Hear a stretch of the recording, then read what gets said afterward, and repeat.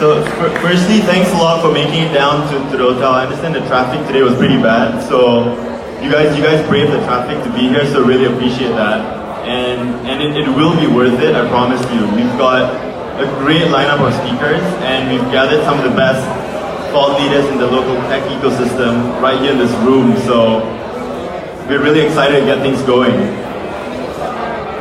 So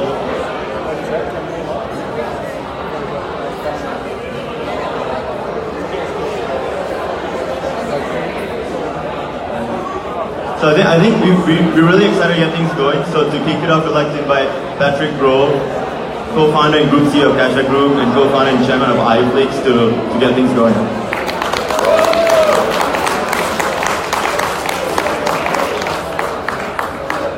All right, thank you. Wow. Whoa, oh, this is a good crowd. How many people here work in a startup? Okay. How many people here are an investor looking to invest in startups? Okay, who's just here for the free beer? So, what I was going to start with is that, so we're involved in internet companies in probably 30 countries globally, all of Southeast Asia, all of the Middle East, and most countries in Africa. And I was going to say that if I was an internet entrepreneur and I could start from scratch today, this is the country that I actually choose to start an internet business. And there's a lot of reasons. And number one is that, well, firstly, it's a freaking cool country, right? But number two, if you look at the demographics, I mean, what is the population of the Philippines? 100 million people, 80 million people, or I'm sorry, 40, 50, 60 million people have smartphones. But I'll tell you what's really fascinating here. This is the second largest market in Southeast Asia in terms of internet usage for most companies. For most of our companies, this is the second largest market after Indonesia. But none of the companies here in the Philippines have gone beyond a valuation of 100 to 300 million US. So you actually have one of the biggest markets, but no one's actually built a massive company yet. When you look at Indonesia, are you guys familiar with Gojek? So Gojek is worth now 4 or 5 billion US in a market that's only about double the size of the Philippines. So what that means is that someone in this room in the next 2-3 years should be building the next Gojek, should be building an app that's worth over $1 billion US. If you look at Malaysia, you look at Thailand, you look at Vietnam, they all have, and they don't have companies that are unicorns that you've heard about, but they have lots of companies that are worth 100 million, 200 million, 300 million, and 400 million. But the Philippines, and correct me if anyone thinks differently, I haven't seen anyone in the Philippines yet build a tech company worth over 100 or 200 million US, which to me means that this is probably the greatest opportunity because you're in the biggest market. Filipinos are obsessed with using their phones, yet the investment hasn't come in yet to build a great big company. So I think all of you should consider yourselves very lucky to be in this market. What we wanted to share with you guys really quickly today was a few things. We've got a great lineup today. Every year, Wild Digital holds a massive tech event in Malaysia where we get the 60 top entrepreneurs from all over the region to share their strategies over 2 days. I'd love to invite all of you guys to come to KL on July 4th and July 5th, where it's 2 days, 1,000 people, 60 speakers, super intense, and this is kind of like a little preview of that. But what I wanted to share is that this is actually my presentation that I give at Wild Digital in July. So I won't go through the whole thing, but I'll share with you a few predictions that we've seen from everything and all the data that we see across all the South Asian markets. Here's a few stats that really stand out for us and how they apply to the Philippines. So, I'm not going to go through everyone, but I'll go through a few, which I think are really interesting. And the key thing is that when you look at how big a market is and how big valuation can get, it's directly related to the number of users in that market or in that region. It's directly related. So the more users in a country, the more users in a region, the bigger the internet companies become in those markets. So what you've seen in Southeast Asia over the last 7 years is that we're slowly becoming one of the biggest internet markets in the world. You'll see that Southeast Asia actually overtook America in terms of number of users. So what that means is that next time you see an American company, you say, oh, this company is worth $1 billion and has 50 million users. There's no reason why you can't build the same app in this market and get 80 million users and be worth even more. Southeast Asia has also overtaken the EU in terms of number of internet users. So probably one of the only regions in the world that we haven't overtaken is China. We've pretty much overtaken every other considerable region in the world from number of internet users. And the fascinating thing is when you look at this figure of 330 million, you could pretty much say that 40% of that is Indonesia, and then about 25% is Philippines, and then the rest is every other country. The other thing that is directly related to the internet economy and the internet valuations is the speed and the connectivity in the market.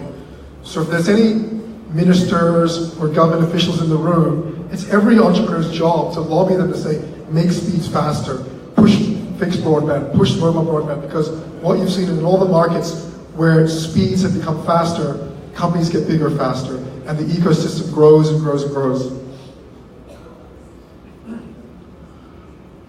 So what we've seen what's amazing is that if you look at the blue charts, the amount of funding in Southeast Asia has absolutely exploded. If you look at 2017, internet companies in Southeast Asia raised $6 billion US. And you can see those charts.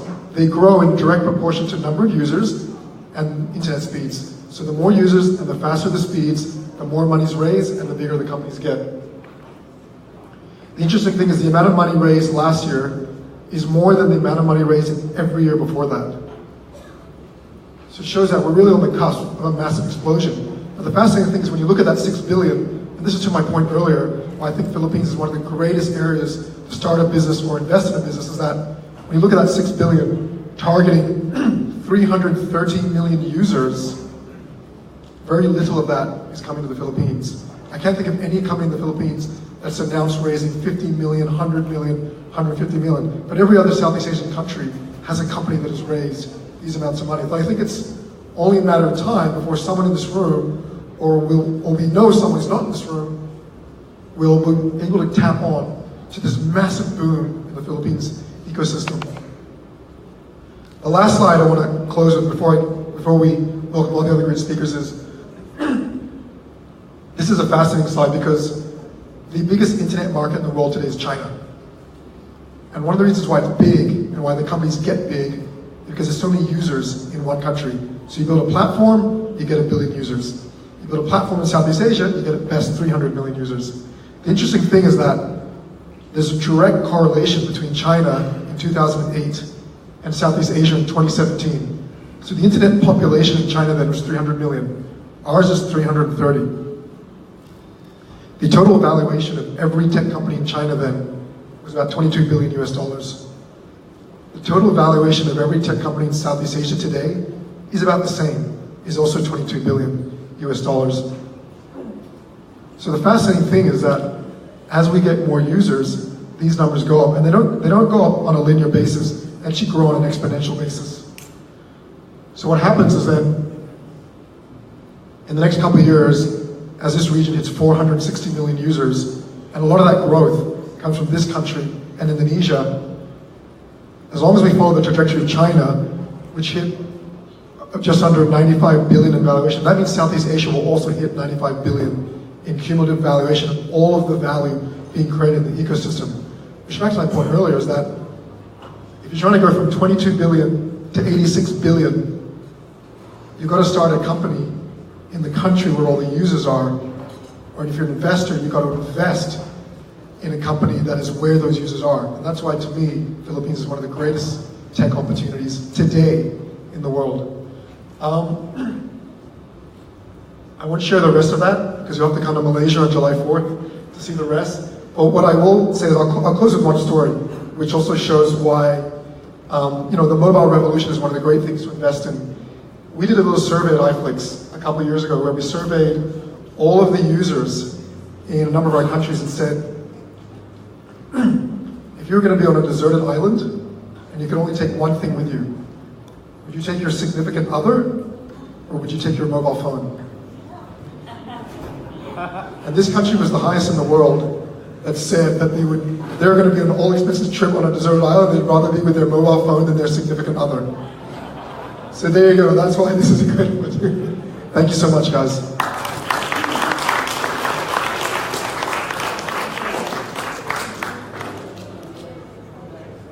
Thanks, Patrick. Funny you mentioned a mobile phone point. I'll tell you a funny story. I just flew in this afternoon from Hong Kong to Manila, and I flew Philippines Airways. They actually delayed the flight by 15 minutes to allow everyone on the flight have enough time to take a selfie of themselves to post on Instagram before taking off.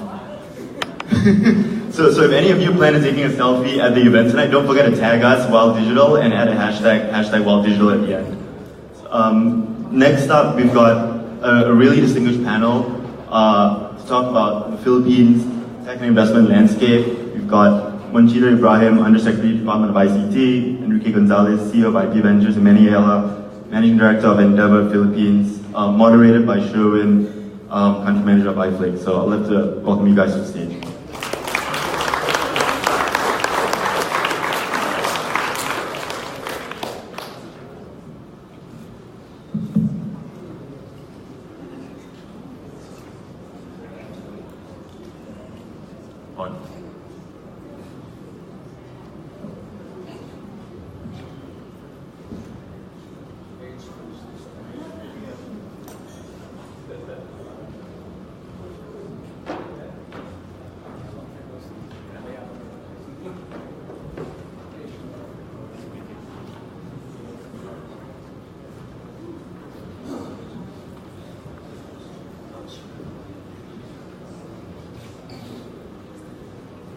Hi guys. Good turnout, no? Sorry for the sudden change of venue. Just really wanted to start off lang muna with some introductions. Hi, my name is Sherwin. I am the co-founder and GM of iflix Philippines. Been with the company since 2014. I'll be moderating the panel. I'll make it really interesting for you guys. I'm with the Department of ICT, not DOST. Okay, because it actually says there I'm with the Department of Science and Technology. I'm with the Department of ICT, and I'm actually one of the Undersecretaries there. So thank you, Patrick and the Catcha group for inviting me over. I've actually been wishing that Catcha group is going to bring to Manila Wild Digital, so finally it happened. Although it's a party, it's not the usual two-day thing that you all usually do in our scale. But thank you for the invitation. Hi, first of all, I want to thank Patrick for taking Wild Digital here as well. They throw the best after parties. Hence the term Wild Digital. If you haven't been to the Kale event, it's fantastic. So I totally echo what you've said. I'm Enrique Gonzalez. I'm a serial entrepreneur. I do have a venture capital fund, so we brought in SoftBank into the Philippines with Alibaba and friends and family around. And we're here to discover the next billion-dollar company. Hopefully we can all collaborate to find out who in the crowd has the best idea. Hi, I'm Manny Ayala. I run the Philippine office of a nonprofit called Endeavor. And our mission is to create an economic multiplier effect in markets where it's not that easy for the average entrepreneur to scale their business because they're not one of the 30 families that control 70% of the stock market. And the way we do that is we help them get access to mentors, we get them access to introductions, to capital, and to talent.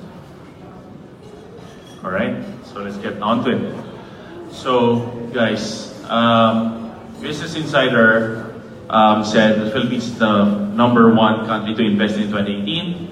I guess two main questions sprouting out of that. First, how much does our digital economy play a role in that? And secondly, what do you think is there about the Philippines that, that makes it, I guess, #1 to invest in 2018? I think they wrote that article after they found Patrick's report. That's, they got an early copy. But what I always like to say is that I think in the Philippines we are living through what you might call the perfect digital storm, right? And the perfect digital storm is where I think 4 elements are coming together. One is we have a super young country, right? Average age is 23. Second, we have penetration rates for digital just going through the roof and continuing to do so, whether it's smartphone penetration or broadband penetration. Third is we are a nation of ADD, right? We're addicted to our digital devices. And so if you look at usage rates for things like Facebook, YouTube, Twitter, we're always in the top 5, right?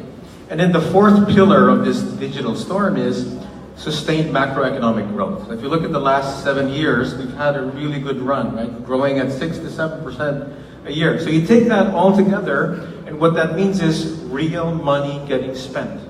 Right, so if you look at digital advertising, it's gone from 0 to over 100 million in about a decade. If you look at e-commerce, same thing, from 0 to nearing $2 billion in about a decade. So I think I agree completely with Patrick. This is the place to be. Awesome. So for all those reasons Manny mentioned, I totally agree. The macro story is fantastic. The stars are aligned. And I think as an entrepreneur launching a business today, this is probably one of the best times we've ever seen. I was an entrepreneur back in 2000, and back then there was no venture capital in the Philippines. Today we're investment grade. Today the rest of the world recognizes the Philippines as one of the fastest growing economies. And we're seeing more venture capital and early stage innovation investing happening. We're also seeing the quality of entrepreneurs go up. And also seeing these entrepreneurs having really scalable ideas. I do agree with what Patrick said. We haven't yet produced a real, true unicorn in the Philippines, but I think it's not if, but it's when. And if for all the reasons Manny said, the digital storm, as he calls it, these are all favorable conditions which will lead us to an inflection point over the next 5 years. So if you look at Indonesia 6-7 years ago, that's exactly where the Philippines is today.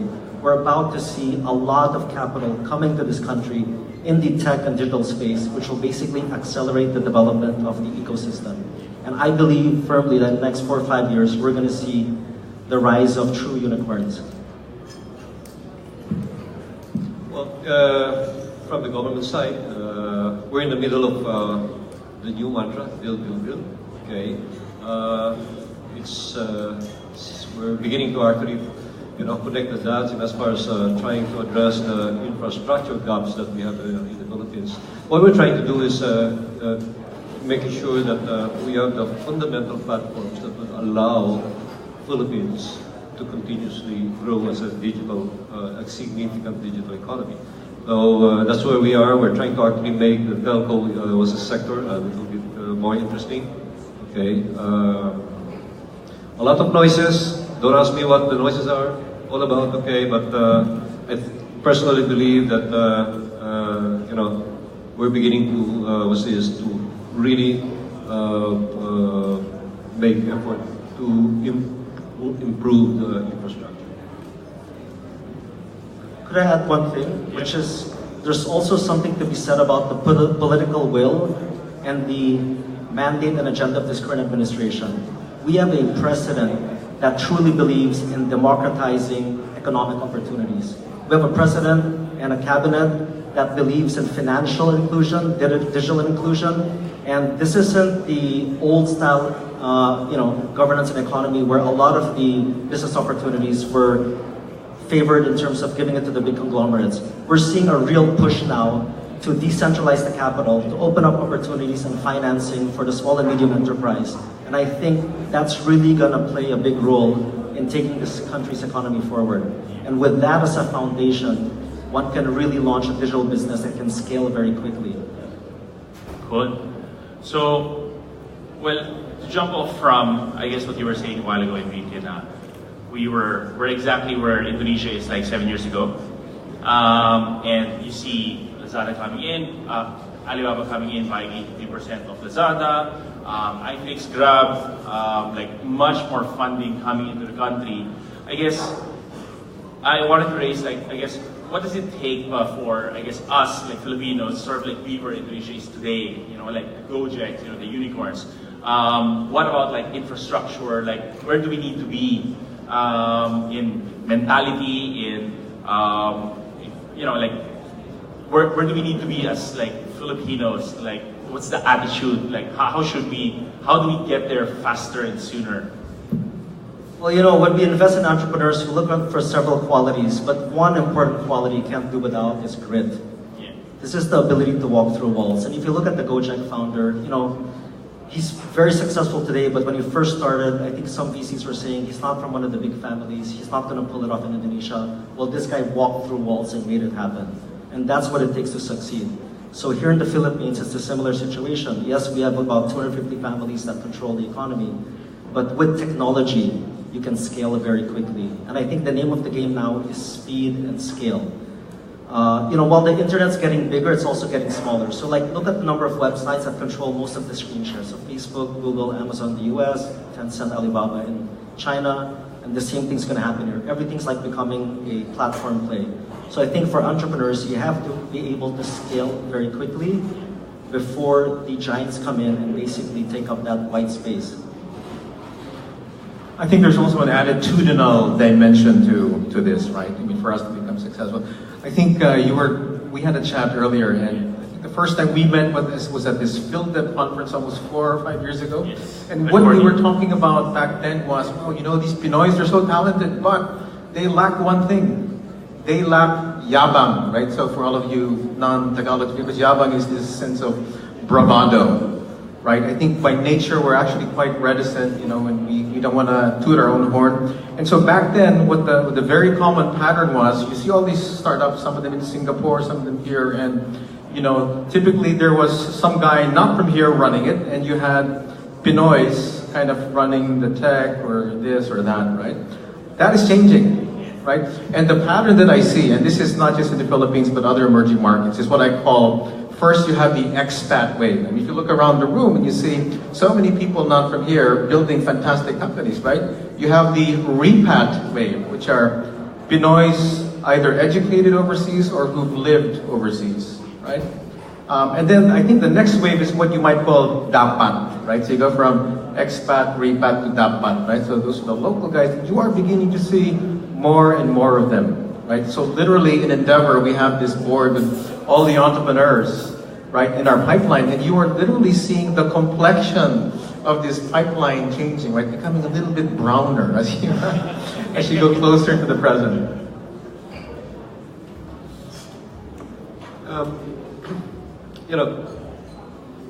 We're actually trying to make the whole thing not just Metro Manila centric, okay?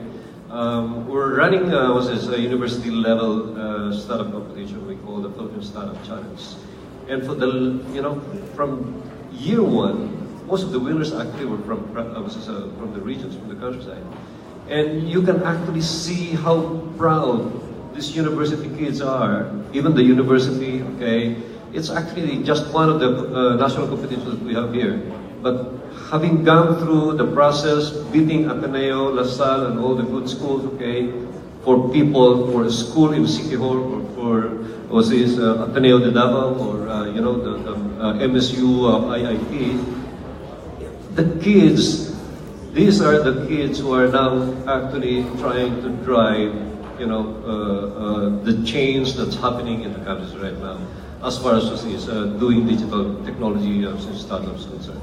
Okay, it's definitely changing. Great.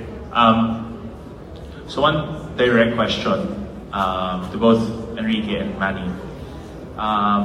As probably one of the 4 founders of digital tech startups in the Philippines, like you've been investing for like maybe 15, 20 years now in the space. Don't give up our age.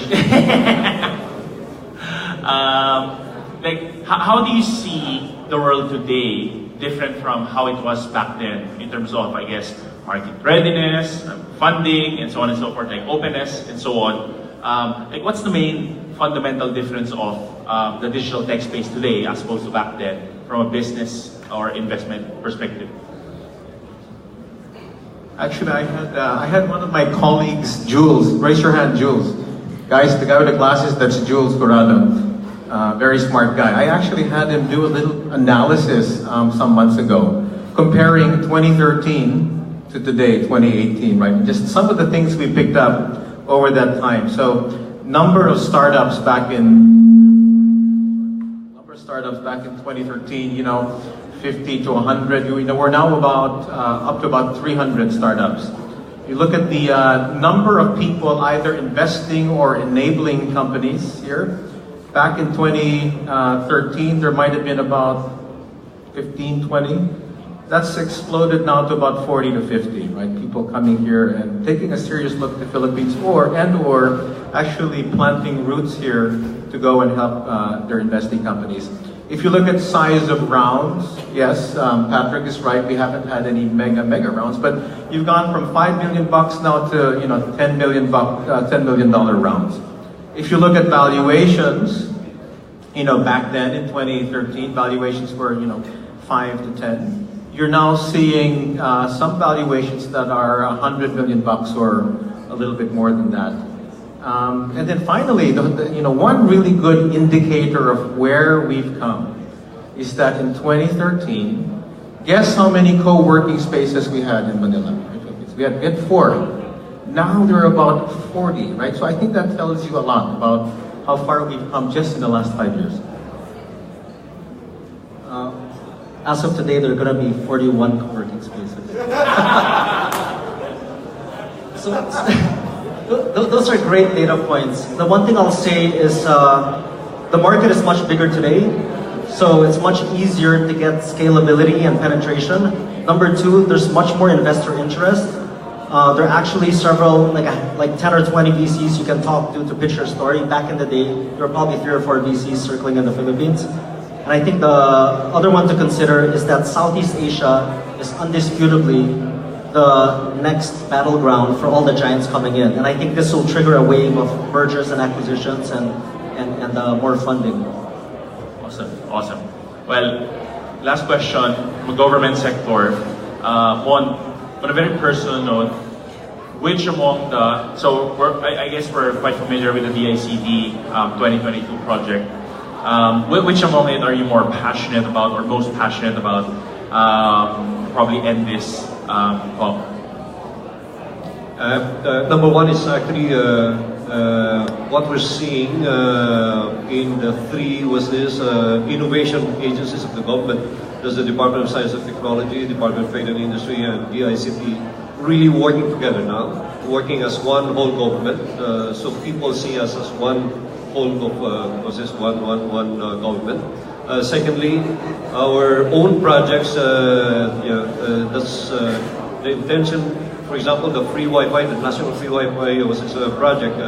That is, the intention there is to put up more than almost 50,000 hotspots all over the country, mostly in the countryside. So that should provide access even to the remote islands in the countries.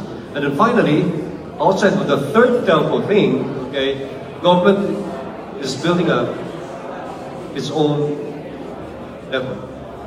Whether at some point we're going to compete with some of our friends in the telco sector, is another thing. But right now, we intend to put it up there to allow some of the smaller players to have, be able to make use of, another robust, infrastructure. And lastly, I think the deal we had recently with one of the sponsors there, Facebook, where we actually gave them the right to cut across Luzon for their global network, and giving us 2 million, 2 tera BPS, okay, it's a good thing, because we can now actually, even government, as of today, we don't even know what to do with it, okay? So that should help us really provide the right infrastructure out there, okay? And that's going to be good business for you guys, okay? Because people now, there's going to be, more markets to access to in the Philippines. Awesome. Well, that's it. Hope you guys enjoyed it. If you have any questions, please feel free to approach them. Thank you.